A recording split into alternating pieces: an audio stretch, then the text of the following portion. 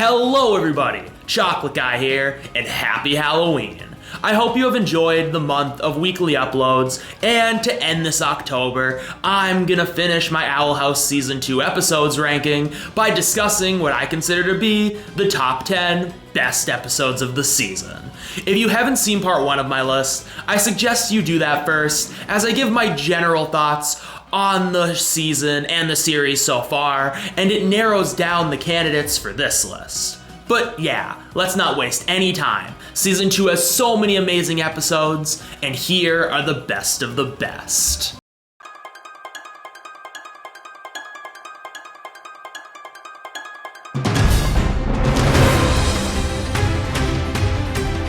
Okay, so in contrast with some of the episodes coming up, this one doesn't really tackle any complex themes or topics.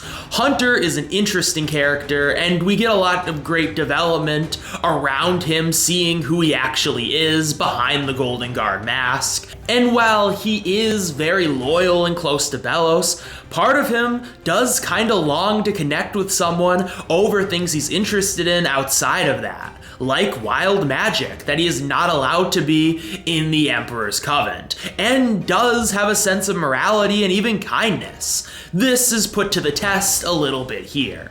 And you can also tell he kind of does want more of a normal life and individuality he isn't given in the Emperor's Coven, which is expressed through his great dynamic with Luce, and the conversations they have through that, setting him down a path of even further and greater development in the season later on.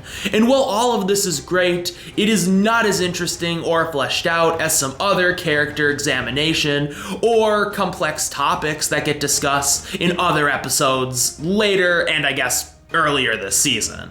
But what landed this episode in the top 10 above some of its competitors was the fun story and amazing pacing. I love how for the first time, Luce really questions what she hopes to accomplish from being a witch, and what she really wants out of her life, and the optics around it all, through trying to get a palisman to connect with her, which is also stuff we really get to see fleshed out later in the season. And that kicks off this super fun story around these palismen getting captured by Hunter, and then Kikimora, who wants Hunter dead. It's such a blast going through all these twists and turns, as Luce has to work with the complicated and not super trustworthy Hunter to get the palisman back, but not sure exactly what move she should take in fear Hunter is gonna double cross her. And in between all of these tense scenes and great action, we get to see Luce and Hunter kind of find solace in the other's situation, because they both in a sense have what the other wants. But Luce learns that is not necessarily a good thing, and that it's not a bad thing that she is still figuring out what she wants out of life, and Hunter learns that it would be good if he had some freedom to choose his own path. This connection they sort of develop makes Luce's objectiveness in the situation of if she can trust Hunter with all the shit going on worse and more clouded. This episode is just so good, and every scene gets the most out of this concept to take you for a tense but introspective and interesting ride. And I really love the ending for both our characters here.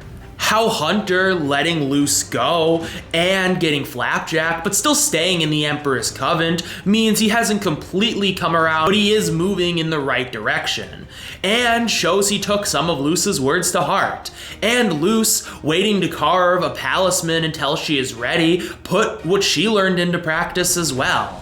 I could go on about individual tense chase scenes and fights, and how Kikimora plays a fun role in this episode as well to create even more tension, but the segment would get redundant.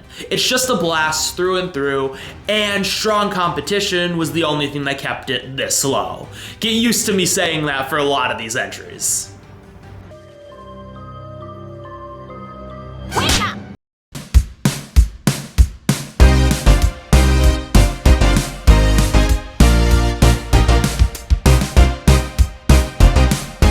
So this one, being in my top 10, surprised me a lot. In a similar way, Wing It Like Witches landing in my season 1 top 10 did as well. But honestly, this one surprises me even more so. Which is weird, because this episode is actually a lot better than that one was, and just has a lot of really interesting stuff to offer.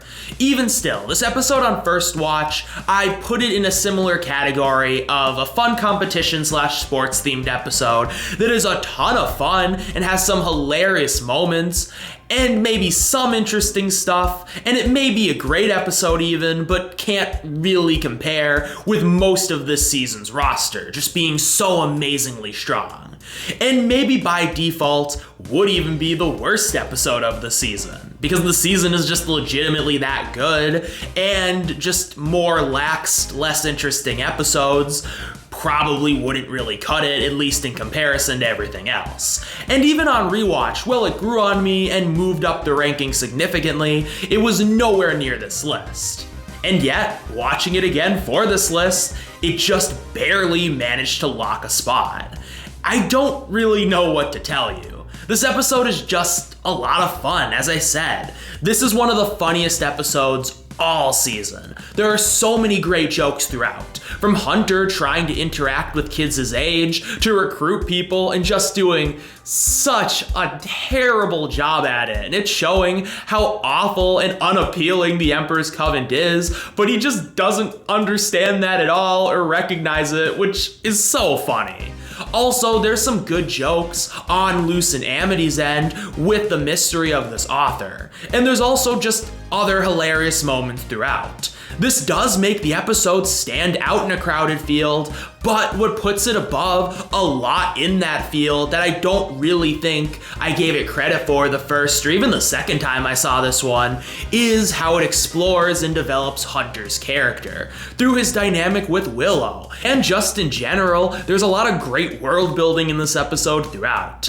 I love seeing these two spend time with each other, and it's so fun to see them compete in this sport and see Hunter really get to understand what it's like to live a semi-normal life, with the freedom to meet people his own age who treat him nicely and actually allows him to do fun things he actually wants to do, instead of kind of pretending he just enjoys the horrible things the Emperor's Covenant puts him through. Like, I bet on some level he enjoys it, but I'm guessing on an even deeper level he's kind of forced to enjoy it. And I think Willow is such an awesome character to see all this growth through, because she for a while wasn't very confident in her decisions of who she was as a person, so seeing someone who has their insecurities but is so sure of the life they want to live despite the challenges, which is what Hunter deep down does kind of want for himself. It's just so cute to see Hunter kind of experience that through her, and then see how much he actually took away from this experience through the final part of this episode, where he goes back on his plans after seemingly not getting anything out of this experience, which leads him to turning on Darius. And Darius's role in this episode is also great, because you're not exactly sure what he is pushing Hunter to do, and at the end, the twist that he wants Hunter to actually be more independent outside of the Covenant, and how previous Golden Guards inspired his thinking, makes him a more nuanced and interesting character, but also kind of hints at what's really going on with him, which becomes prevalent later in the season. There's also just some other interesting stuff explored throughout this story, about how you shouldn't just brush off ideas and people you don't understand because your worldview is just inherently right, quote unquote. And once again, Hunter and Willow are super sweet together, and this episode sets up their great relationship for future episodes as well. I also like the simple Luce and Amity story that just kind of allows us to see them hanging out as girlfriends. It's really cool. And, well, a simple kind of funny story could have been a weird addition to an episode like this that's main story is already kind of really goofy in places. I think it complements the main story of this episode well. With all that said, though, the reason this episode isn't any higher is because the top 8 are all exceptional episodes that go above and beyond at achieving pretty remarkable things that this episode still just couldn't compete with. But this one is still fantastic, and it's really a testament to how much it grew on me that it really crawled its way from being near the bottom to number 8. But it really did defy what my original opinion on it was. Not as cool as the Emperor's Coven. I hear you get to sleep in till 6 a.m.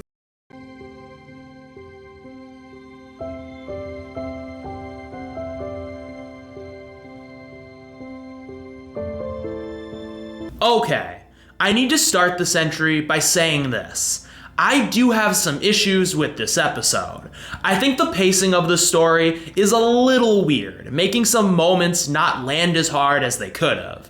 And I think V and Luce's dynamic is a little underexplored for what potential it does have. We see these conflicting feelings on Luce throughout the episode, but especially in that one amazing scene where she just lays it all out there. But there isn't much of a conclusion to that part of the story. She's just part of the family now and accepts things, I guess. Which is cool, which is really interesting, but I wish they would have fleshed that part of the episode out just a little bit more. If even it wouldn't have added that much more to the episode, but because it was just such an interesting dynamic. Now, let me make this perfectly clear. Neither of these things bring this episode down really at all. But it does keep this episode from being better than the 7 I put above it.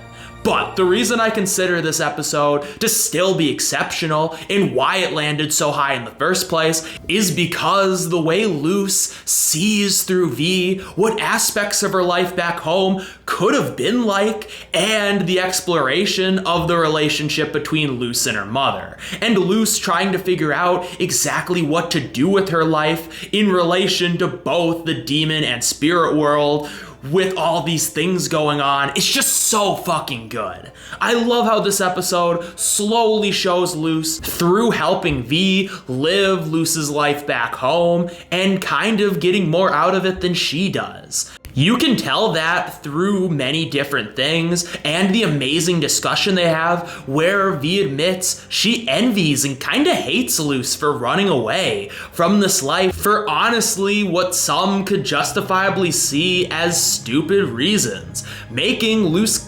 reconsider exactly what she wants out of this whole experience, which is a core idea of the season and is really heightened here through the introduction of her struggle between staying in the demon realm or once she goes home, that being where she stays for good, especially with her mother's involvement.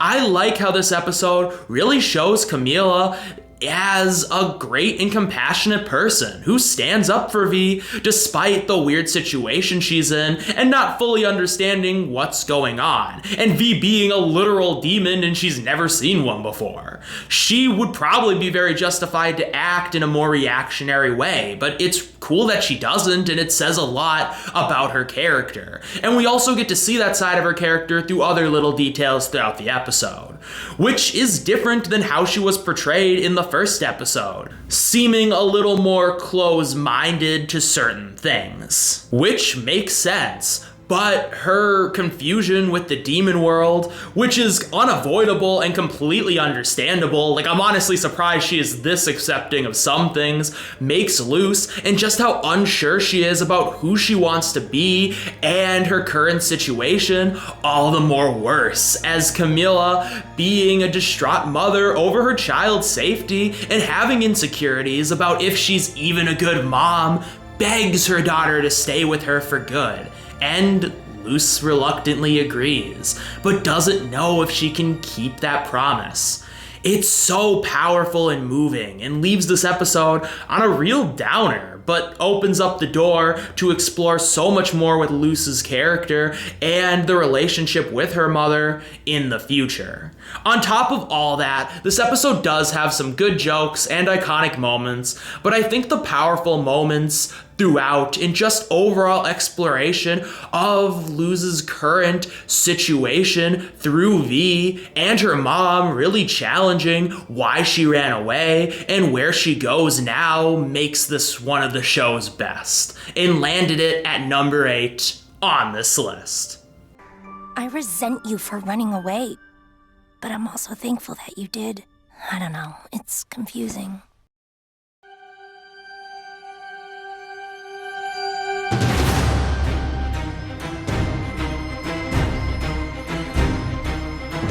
Okay, so after all that, in an episode that tackles the complexities of a relationship between a girl and her mother after the girl ran away to a completely different and probably unsafe location, this is significantly less hard-hitting and meaningful.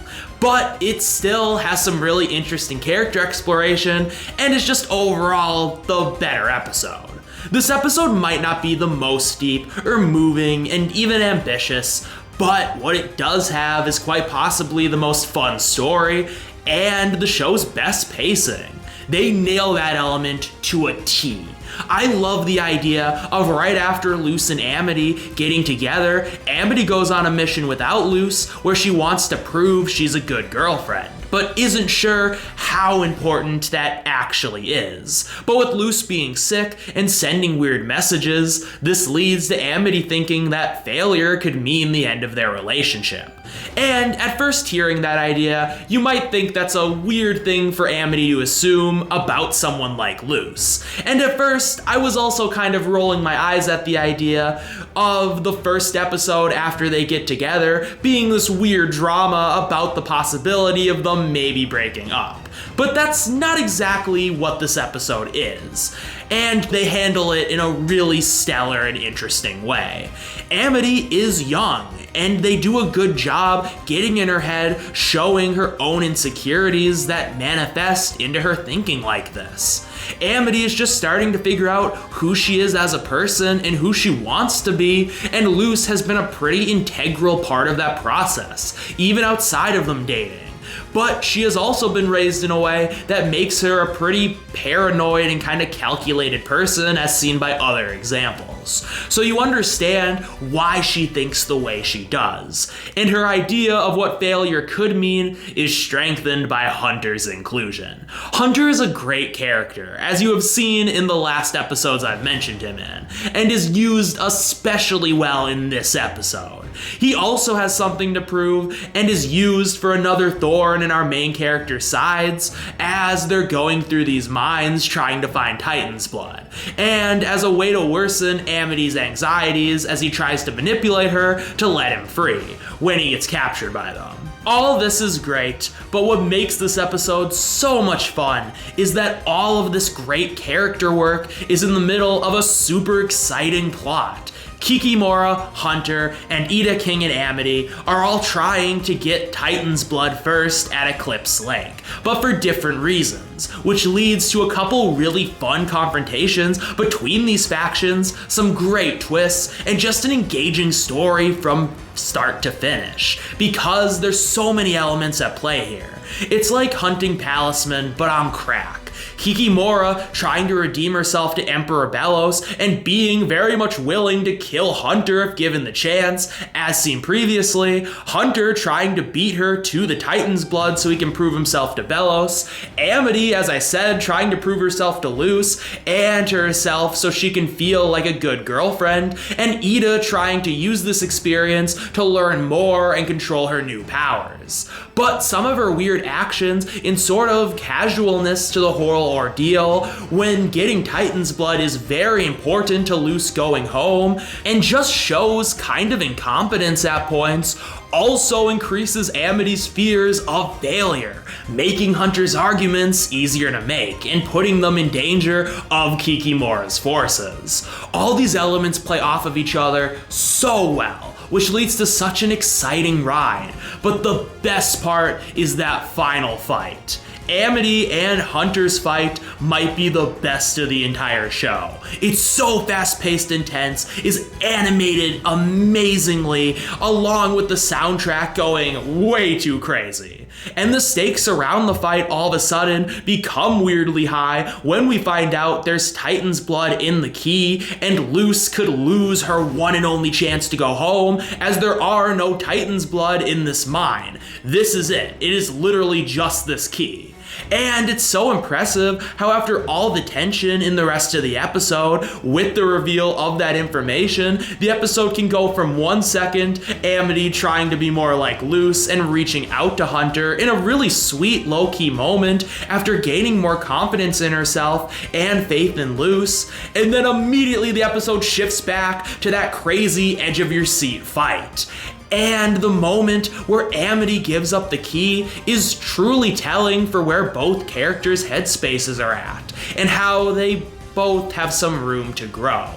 The ending where Amity returns home to Luce is really sweet and shows that they really care for each other and they're a great couple, but leaves you on a weird note after everything that has happened, because Hunter got the key, and even though Amity still has some Titan's blood, what it means that the key will end up in the hands of Emperor Belos, we don't know quite yet. This episode is just a blast, and while there are some more ambitious episodes that do more for me, I can't deny that this is a pretty epic and great episode, and just has a lot to offer, which is why it landed on the list. Now, come on. Being nice usually works for Luce.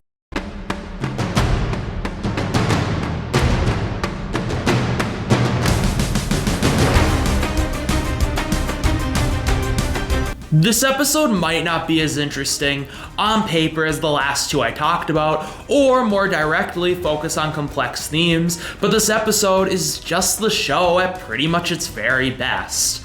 I know it's only number 6, and we haven't reached the top 5 yet, but there were a lot of stellar episodes, okay? And the large-scale implications behind each of the characters' choices, with the Day of Unity being around the corner, really does exemplify and strengthen any interesting story or character element at work here. This penultimate episode to the season 2 finale is literally perfection for what it tries to be. It sets up said finale perfectly and tells a really fun story that stands on its own, having Luce and friends try to rescue Amity and take down Odalia's factory, who is helping create soldiers for the Emperor. The reason why I said this episode is the show at pretty much its best is because every character is so well written and established after a season of great character and world building, and this one just really lets them shine and creates one of the most engaging pieces of television. That all makes what could have just been a setup episode to a much stronger finale into a fun ride all its own. It's just super fun watching them try to stop Odalia. There are so many great character moments throughout, and some interesting twists that sort of change the way you look at certain characters. It's cool to see Alador, after seeing him throughout the season, slowly questioning what he wants the relationship with the people around him to be, especially Amity, and as we see in this episode, Odalia as well, after talking to King, who is kind of in the opposite situation he is in, which leads to a really stellar scene where they connect over their weird experiences with the idea of family, with the backdrop of what's currently going on. This moment between King and Alador is a really sweet, quieter moment, building up to his change in mind in the middle of the episode and this very hectic situation. And it's sick we get to see him come around and help his kids against Odalia through this, and it's interesting to see just how evil she is. Like, God, she is such a monster, but is a fun antagonist here, and her relationship with other characters is interesting because they really go all in on making her not have any redeemable attributes. She knows, or at least kind of suspects, what's really going on with the Day of Awakening, but doesn't care because she wants money and power. And it's cool seeing Amity and Alador try to deal with her. The action is really strong here, and this episode still has a lot of very funny moments. And did I mention how well the characters are defined here, and how all the character interactions are just peak Owl House, and just sell this episode and make it one of the most fun, exciting, and engaging watches? The Owl House's character writing is great throughout, and this episode is a crowning achievement of just how much that element can make you engaged in a story like this. There's always something interesting going on with these characters, and some dynamic being expanded through big scenes and revelations like the development of Amity's parents' dynamic in a really interesting way, revealing that they're more of a dysfunctional business partnership than anything. And smaller things like Luce and Hunter both keeping secrets from the rest of the group, but the two of them knowing about the other secret. I haven't even mentioned the wonderful geek out moments like the Lumity kiss, which is really cool, and watching them get together this season, but not really seeing them get to be a couple for the most part. With all this crazy stuff going on, this is a really sweet moment, and once again, really pushes boundaries for a Disney Channel show. They even blow the animation budget on it. Kidding. But the ending twist is also insane and leads right into the finale perfectly. Along with this episode also having other background elements, with Eda also setting up the finale perfectly. So I don't go on repeating myself by gushing over this one. I will say the reason it's so low was once again steep competition, and the next 5 are also some other examples of the show at its very best. And there were other episodes that I think do something that either moves me or engages me more, to the point where I prefer those episodes more, including the said finale, but this one is a true testament to how banger the back end of season 2 is. Girlfriend? Oh, no, that won't do. We'll find you a new girlfriend.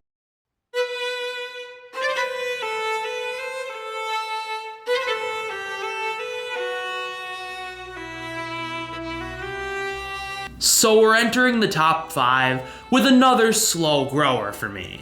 When I watched the show originally, I really liked this episode, but it wasn't one of my favorites by any means. While I liked the story, I thought it was paced in kind of a clunky way, and it led to certain aspects of the story being underdeveloped.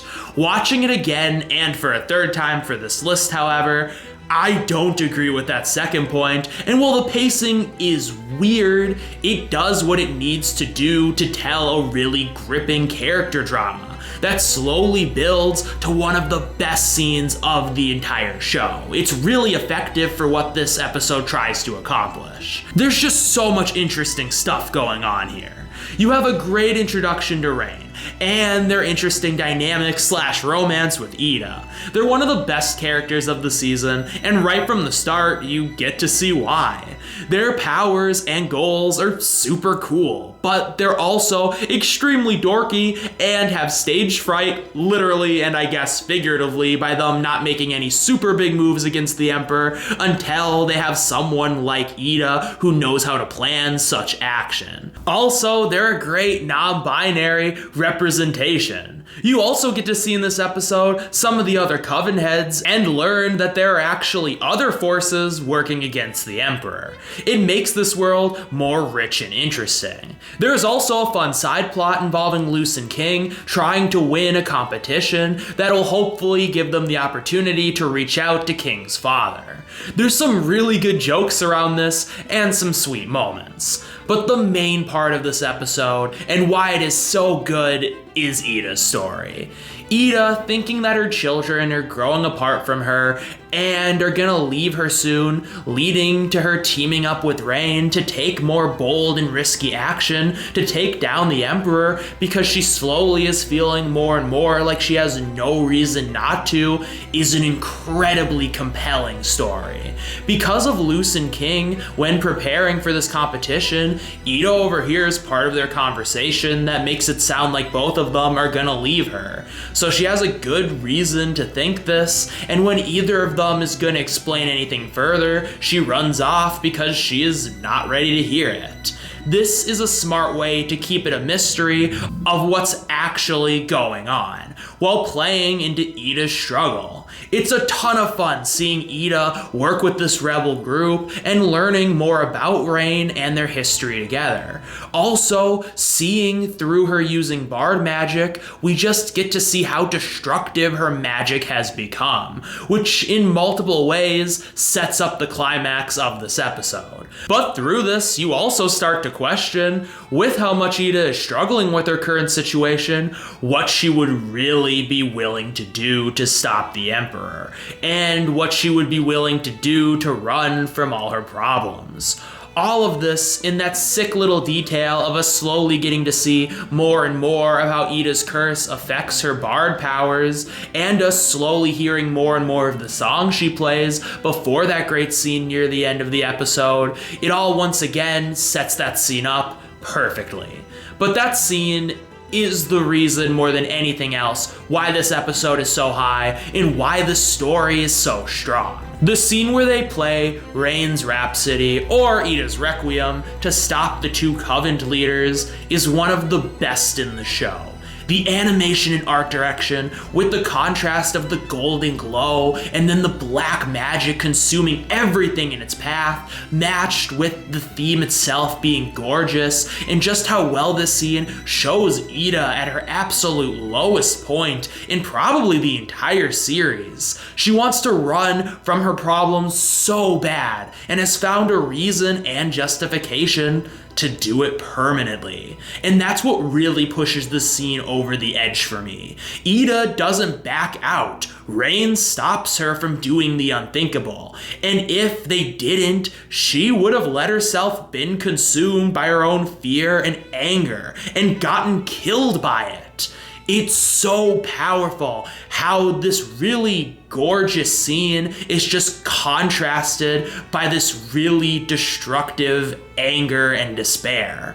And it's a really daring move for the show to demonstrate a moment and feeling like this in a kid's show, which is why The Owl House is so good, man. This also leads to Rain's little chat with her after it all, and it's cool after seeing earlier that she really inspired them to be fearless and achieve what they want to achieve, that they now are inspiring her to be fearless. And after an episode of seeing Eda really doubt her worth to anyone, the message of this episode, that you will always mean something important to someone and they will help you through your difficult times, is really moving and complex. Them getting captured and the actual sweet ending where Eda realizes that King will never leave her and Luce does deeply care about her is all the more rewarding and meaningful after all that has happened,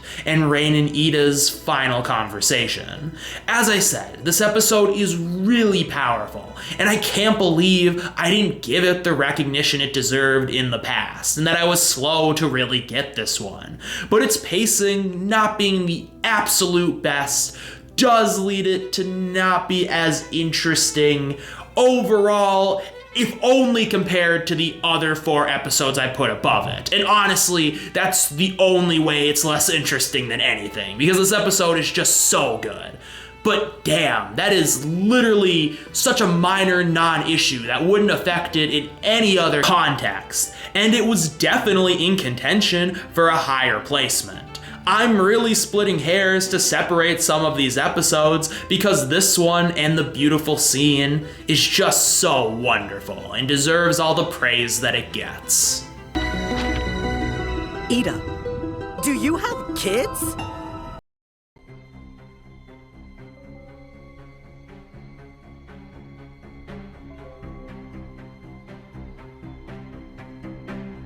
So the top 4 are basically a tie.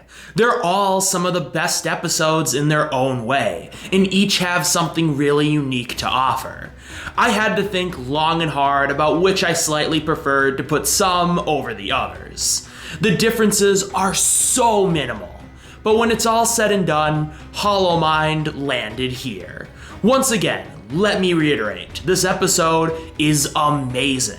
And there's an argument to be had that this is the best episode of the show. It's just such a compelling drama.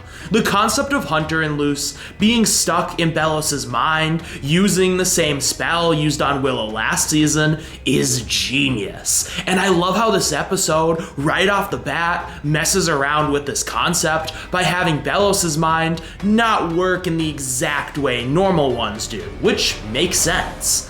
Having them start out in this weird set of fake memories and then slowly showing our two characters see who Belos or Philip really is. Not only is it so cool to get all this world and character building about Belos's history and just the history of the Boiling Isles, seeing how he manipulated the masses to support him for his insidious plan of destruction, but there's little cool things going on in the background of all this. The main one is Hunter struggling with Belos, maybe not being who he thought he was, and trying to find some way for it all to make sense. And then it leading to him grappling with the fact that he's a Grimwalker made for Philip's weird purposes. His complex that we get to explore through learning all this stuff about Philip is so fascinating, and really an integral part of his character development this season.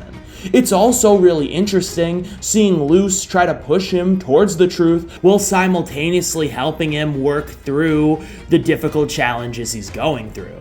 But the sick twist of it all is that she learns she had a role in helping Belos all along as well. It's such a sick moment seeing Luce after dealing with so much throughout the season with the complexities of her current situation. She just ends up getting this bombshell thrown at her that makes her state of mind so much worse. Because she realizes that she helped a witch hunter in his task of trying to destroy all the witches on the Boiling Isles through a draining spell he is working on with an even more powerful being, the Collector. There's just so much great story and character stuff to unpack here that leads us right into the final stretch of episodes of the season perfectly. And that's not even mentioning all the little details showing off more about Philip's inner battle between his dark magic and loathsome human self. There's also some hints of people working against Belos in the background of this episode, and just how tense this episode gets near the end with them trying to get out of his mind as he's attacking them really just makes this one a fantastic watch. And this might be Philip's best appearance of the show. He is so cunning and threatening, but is just so crazy in his worldview, and along with being a literal witch hunter, is nothing like anyone else in this show. And it's so messed up but fascinating to see him try to connect with Luce and think she's insane for not wanting to murder a bunch of living beings. This episode is just a masterpiece with so much to offer, and it's not higher because I just enjoy watching the other 3 episodes slightly more. That's really all it came down to. What a shame. Out of all the Grimwalkers, you look the most like him.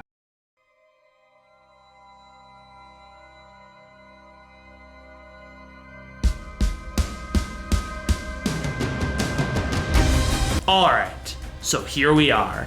The season finale landed at number 3. And I gotta say, it's everything I could have wanted out of a finale to the season, and so much more. This is just the season at its best. I know it's only number 3. I'm not gonna say stiff competition again.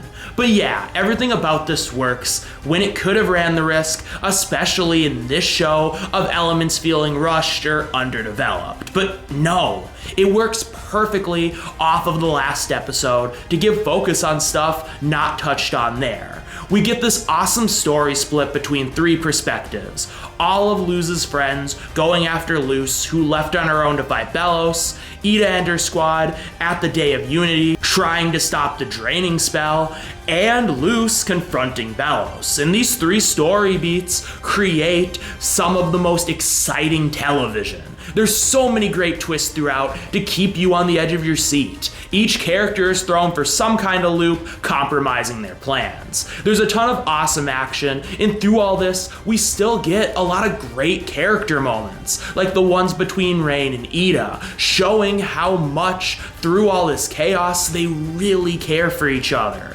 And there's also great scenes between Luce and Bellows, as he continues to try and justify his horrible actions and convince her that they are similar because they're both humans, and that's really all that matters to him. That's all he sees. And the fight between them is awesome and has its own set of twists and turns. This all just builds to all of Luce's friends helping her fight Bellows in a climactic showdown that has been building all season, and finally the full in-person introduction to the Collector, who throws the entire already crazy story upside down, which leads to Luce and friends going back to the human realm for a perfect cliffhanger to end this amazing season.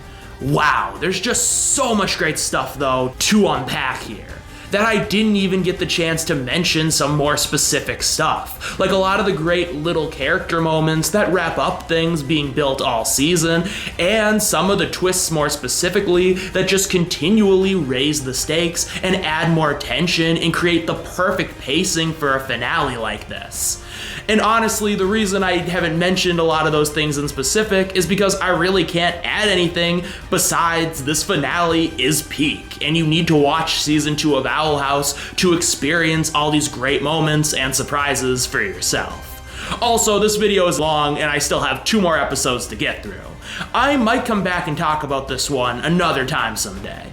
But yeah, there are still just 2 more episodes that beat this one out because this season was something else, man.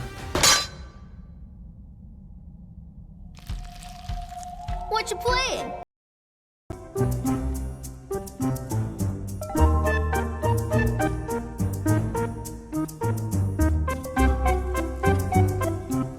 So this one is so weird. I love it to pieces, but every time I've tried to make this list, I've never known exactly where to put it. Sometimes my instincts are to put it a little lower in this top 10 because, well, it's great, it doesn't try to do anything as large-scaled as King's Tide or as complex as Hollow Mind, at least on paper.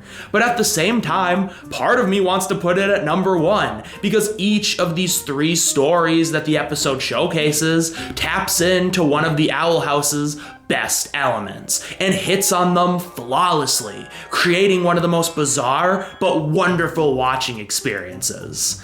And honestly, after thinking it over for a while, I was really close to leaning towards that number 1 spot being its home, but it just stalled out here. Either way, this one is a masterpiece and somehow is the most ambitious and unique episode of the season. Having 3 stories of our 3 Owl House residents where we explore a little bit more about their current situation through Hootie being an unhinged shithead who's trying to help is so funny and is also really interesting. But in execution, it's not only funny, but roll on the ground hilarious. It's easily the funniest episode of the show, no competition. But somehow this episode also manages to have some of the most emotional and hard-hitting scenes of television I've ever seen in my life. This episode can take me through so many ends of the emotional spectrum, including some weird ones, and it can just shift at the drop of a hat when it comes to its tone. King's story, well, we get to learn a little bit more about him and the world we're in, which is very interesting, and yet it's all some of the funniest stuff the show has ever put out. There's so many good jokes, as Hootie is being so unhelpful in finding out who King really is and what his actual species of demon is, and is actively aggressive towards King. It starts this episode off in such a fun way, and then immediately ultimately, we get this complex look at how Eda's curse has affected every aspect of her life since childhood, and learn so much about her in such a captivating and moving way. And it leads us to one of the best scenes of the show, where she's finally able to make some sort of peace with her curse, after accepting that all the running she's done from it has kind of ruined her life in a lot of different ways. It's really powerful and especially complex even for this show, as the curse could be a stand-in, especially in this episode, for some type of crippling illness. It's one of the best and honestly most underrated scenes or set of scenes of the show. And let me remind you, all of this is brought about after Hooty drugged Eda. So if you're already not sure what to make of all of this, it gets even stranger when we get to the last story of the episode, which follows Hooty's weird attempt to matchmake Luce and Amity by putting them in this weird tunnel of love. But it's actually weirdly sweet. This scene just breaks my brain every single time. I'm never able to decide if I'm dying from secondhand embarrassment or if I think this is kinda sweet, despite the sort of unhinged way we got here and the underpinnings of it all. I'm just so conflicted if Luce should just go along with the ride and use this opportunity that has been given to her to ask Amity out. I get both sides of this, and it is really interesting seeing Luce struggle here because she wants to reshape her image a little bit when asking Amity out, because she wants it to be perfect, and how that is all thrown up in flames and made so much more complicated by this weird tunnel of love her and Amity are trapped in. It's just such an awesome scene, and while I get why Luce does what she does in the moment by destroying everything, to Amity, who was kind of enjoying this, that looks pretty bad. And this scene really does a great job showing off the nuances of being so young and so caught up in the awkwardness of a situation that is up to the 1000th degree that you fail to notice certain things or social cues that would let you know this situation maybe isn't going as bad or is as destructive as you think.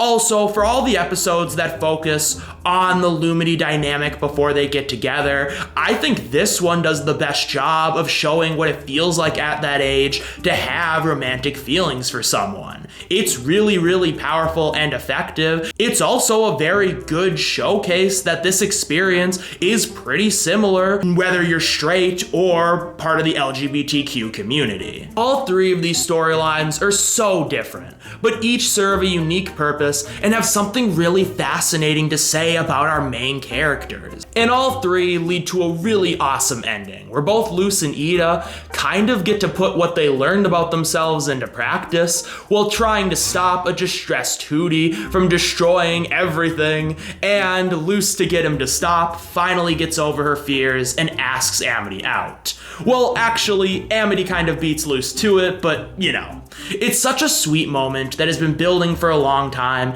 and I'm glad the show actually has them get together this early on in the show so we can see them as a couple in future episodes, and not have them just tease it all series and have them get together last second at the end of the show, which is a problem in shows for both straight and LGBTQ couples. So yeah, this episode is wonderful. It's hilarious, heartfelt, and really focuses in on key storylines fans were interested in with such a unique format to accomplish so much. I love this episode to pieces for just how weird, ambitious, and impressive it is. But somehow, we still have one more to go. Dang, Hooty, you really are something.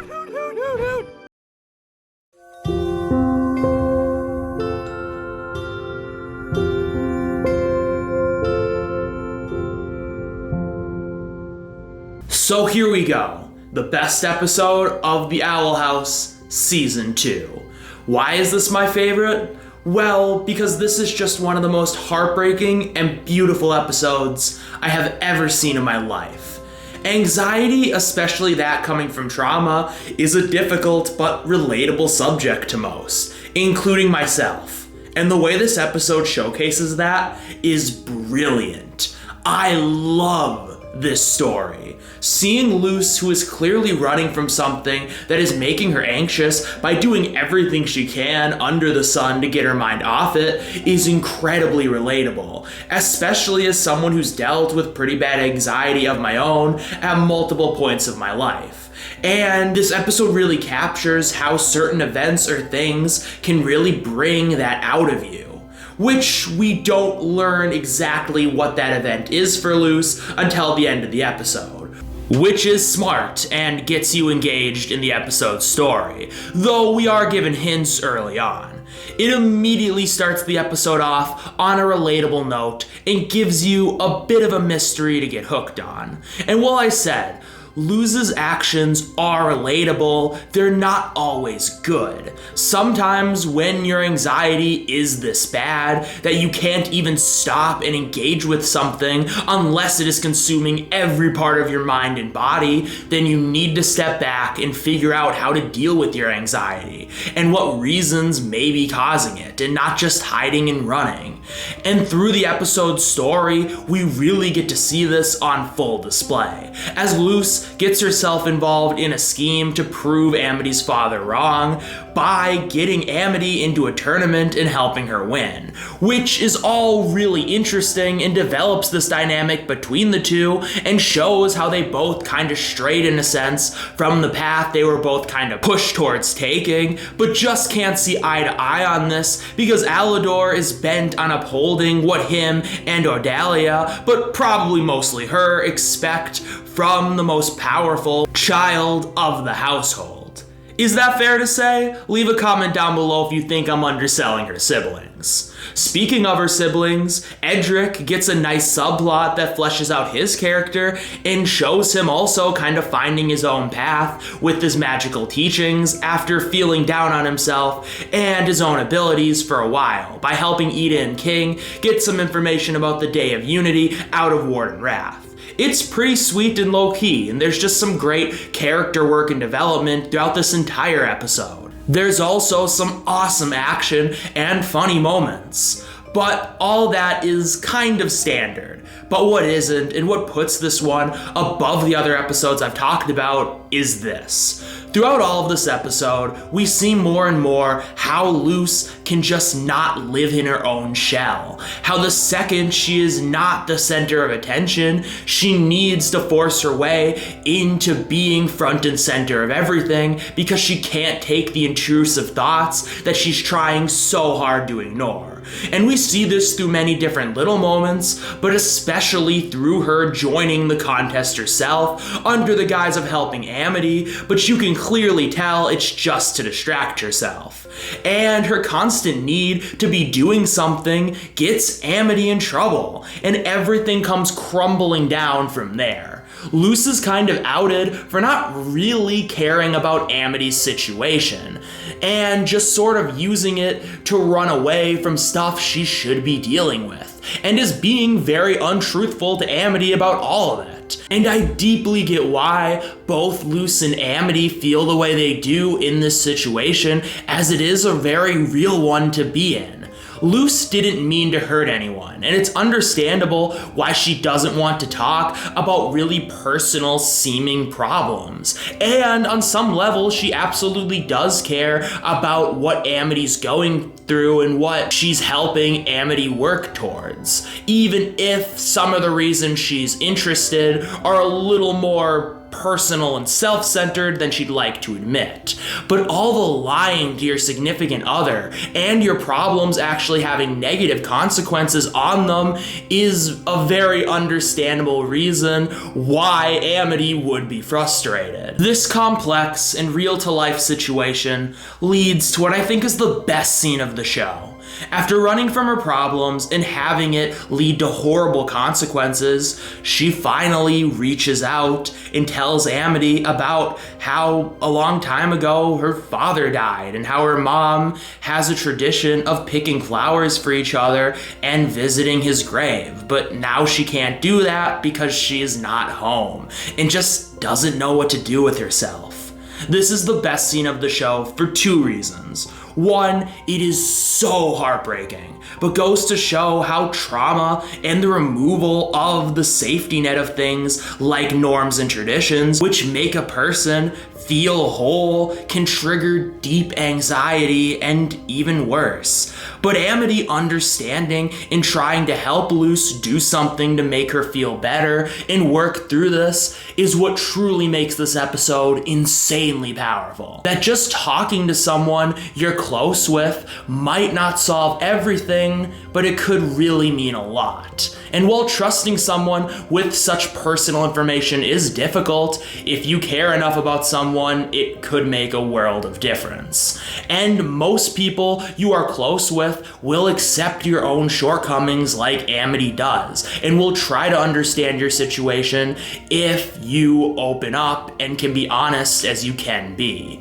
It may be difficult, but it can really help you work through problems specifically relating to anxiety, and is far less destructive than just running all the time.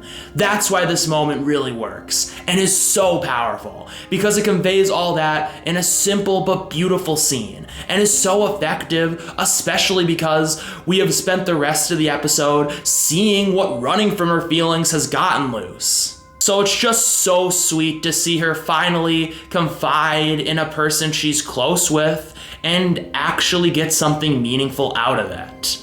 The ending fight is really good, and the last scene where Amity keeps her word is sweet.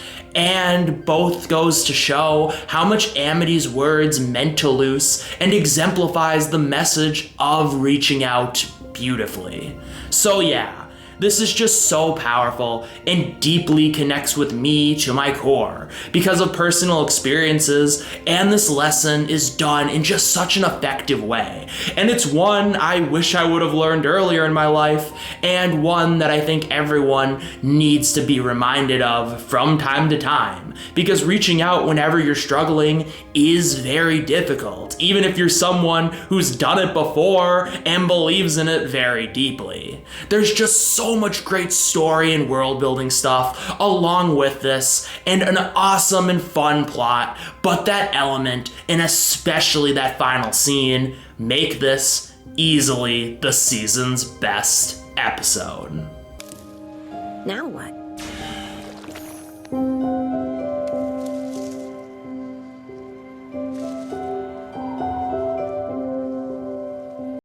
And with all that said, thank you so much for watching.